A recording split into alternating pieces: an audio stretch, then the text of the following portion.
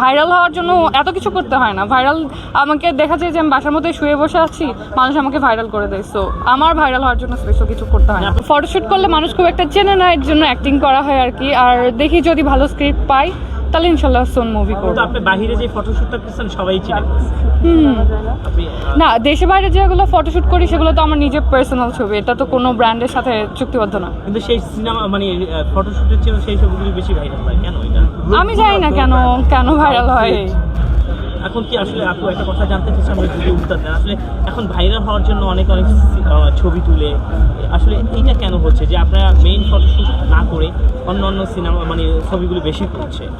আচ্ছা, সব মানুষের একটা পার্সোনাল লাইফ আছে, সো তারা পার্সোনাল ছবি শেয়ার করতেই পারে, যে কোনো জায়গায় গেলে ছবি শেয়ার করতেই পারে। যেহেতু উই এ পাবলিক ফিগার, সেহেতু আমাদের অ্যাকাউন্টটা পাবলিক থাকে। সো সেখান থেকে যাদের যে ছবি ভালো লাগে সেটা নিয়ে নিউজ করে, সেটা নিয়ে ভাইরাল করে। এটাতে যে আমরা ভাইরাল হওয়ার জন্য এরকম করি এরকম কিছু না, যে ভাইরাল হওয়ার জন্য করে সে বলতে পারবে, বাট আমার এটা ইন্টেনশনালি করা হয় না। আপনি বলে কথা না, অনেকে বলছেন যে আসলে ট্রেন্ডিংয়ে থাকার জন্য অনেকে অনেক ছবি প্রকাশ করে, এটা কতটুকু সত্যি? সেইটা আমি বলতে পারি না, বাট আমার কাছে আজকাল মনে হয় যে ক্যামেরা থেকে হাইড হলেই নিজেকে আরো বেশি ভালো লাগে।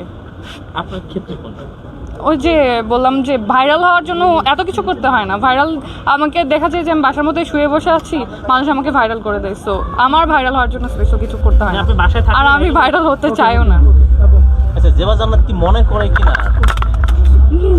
আগে তো তার যোগ্যতা অনুযায়ী মিডিয়াতে যে পরিমাণ আউটপুট দেওয়ার কথা ছিল, কাজে ডেলিভারি দেওয়ার কথা ছিল, সেই রকম হচ্ছে না? অ্যাকচুয়ালি আমার ওই যে বললাম মিডিয়াতে আসার প্ল্যানই ছিল না, তো একটা দুটো করে কাজ করতে করতে আসলে এতগুলো করা, তো অনেকে যদি বলে এটা যে আউটপুট কম হচ্ছে আমার মানে এক্সপেকটেশন অনুযায়ী, তাহলে আমি বলবো হ্যাঁ এটা ট্রু, বিকজ আমি তো আমার কাজ নিয়ে এত বেশি কনসার্ন না। সো হতে পারে এটা একটু সিরিয়াস হওয়া দরকার। একটু সিরিয়াস হওয়া দরকার। এখন পাবলিক যদি ভাবে যে আমার একটু সিরিয়াস হওয়া দরকার, তাহলে ফিউচারে হবো। এই তো। আচ্ছা, সম্প্রতি একটি কাজ সিয়াম নিদার সাথে আমরা দেখলাম, অনেক ফুটেজ ভাইরাল হচ্ছে, অনেক আলোচনা আছে, এটা সম্পর্কে যদি একটু বলতে।